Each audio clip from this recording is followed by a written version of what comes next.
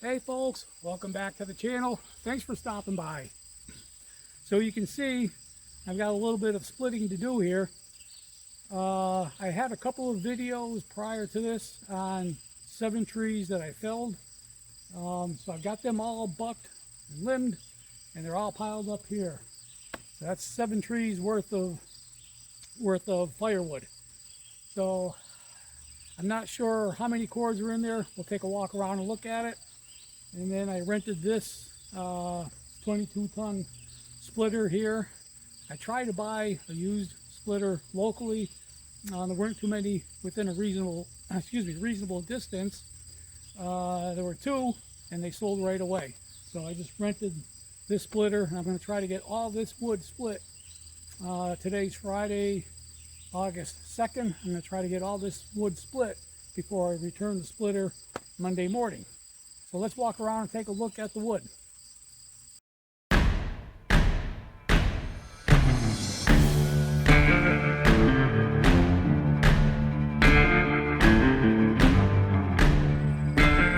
Okay, so we have 7 trees in here, 5 of which are ash trees, and then a couple of, I think, spruce trees.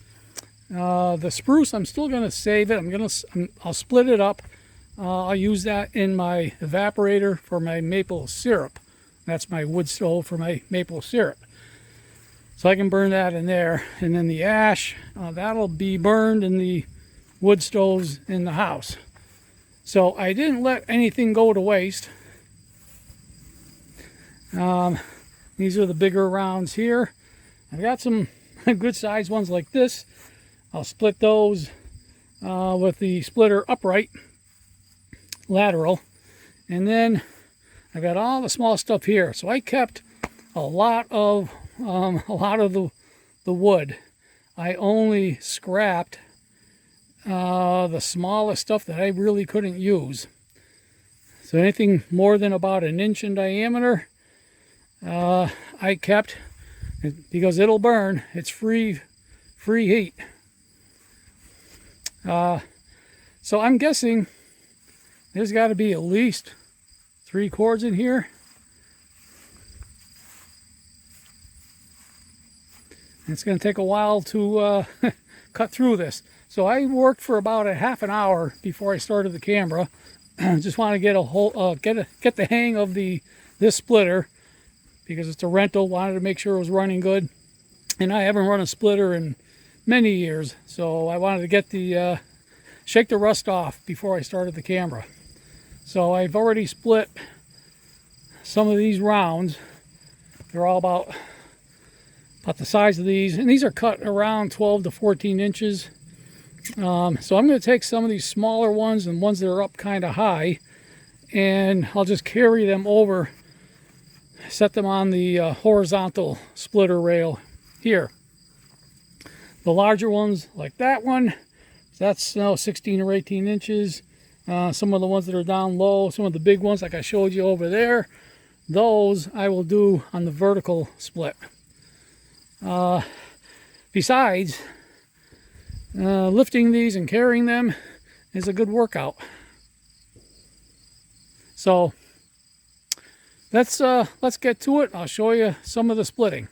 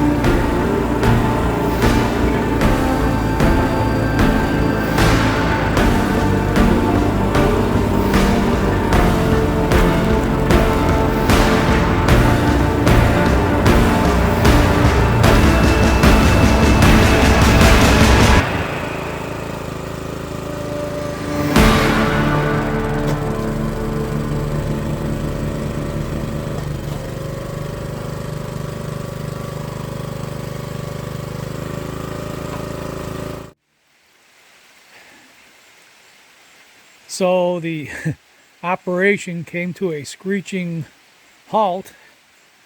I had a log up here. I got caught behind the ram, pushed back into the control box here, and bent that union. Started spraying the hydraulic fluid out. So I had to stop it, shut it off, get the log unjammed. And so since this is a rental, I don't want to mess with that. It's basically an easy fix, but I don't want to mess with it. So I'm going to bring it back to the rental place, let them fix it, and I'll pick up another log splitter and hopefully pick up another log splitter and finish the job. So I started this on Friday evening. It's now Saturday morning and raining. It's supposed to rain most of the day. And I still have all that to do. Got that done. So it's 6 a.m. I'm heading out to the rental place now. They open at 7, and see if I can swap this out, come back, and then start working on that. I want to try to get this done today or tomorrow at the latest, and then start stacking the wood. So leave it to me to find a way to screw up the operation. All right, I'll bring you back. Well, it's a week later. I've got another rental splitter. So I brought the first splitter back last Saturday. They didn't have another one to give me that day. So I picked this one up yesterday. It's now Saturday again. So let's see if the dummy operator can run this splitter without damaging it this time. So let's get back to work.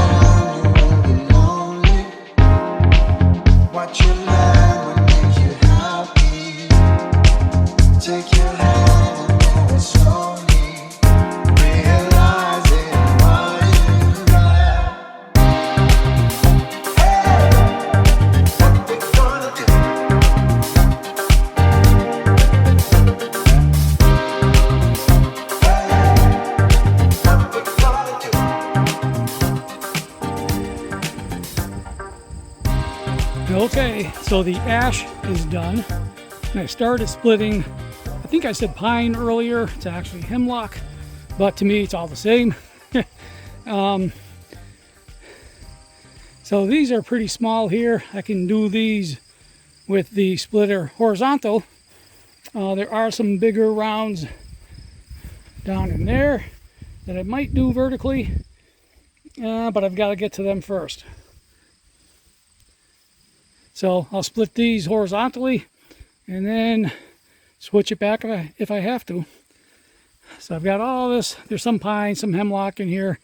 All this will be for my maple evaporator. Now, I'm no wood expert, but my observation was on this ash, and any of you experts out there, if you know, tell me if I'm wrong, but this ash Looks a lot like oak to me. The grain looks similar to me. And there's even some red tint to some of these. Like that one there's a little bit of red, like a red oak. And let's see if I can find another one. That one's just stained. I don't think that's red there. And of course now I can't find any. Maybe a little bit here. Now, there's a little bit of a red tint to some of these, but the grain looks very similar to oak to me, and even has the red tint. So tell me if I'm wrong. Maybe they're a related species. I don't know, because I'm no tree expert, as I said. But looking at this, here's another thing I'm not too good at, is estimating number of cords.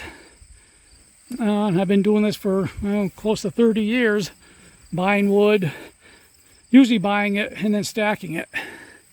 And I usually get 3 or 4 cords at a time.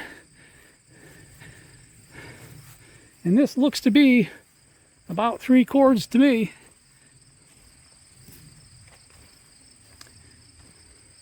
Maybe even a little more. I don't know. So I've been limbing and bucking and splitting wood since late November, or no, late June.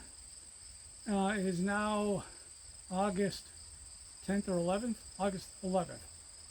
So this project is nearing completion. All I got to do is finish up that splitting of the softwoods, and then stacking this 3.5 cords of ash behind me. That all goes in the shed over here, and then I'm done with this project, and then it's on to the next project. And that's going to be a big one. So I appreciate everybody stopping by.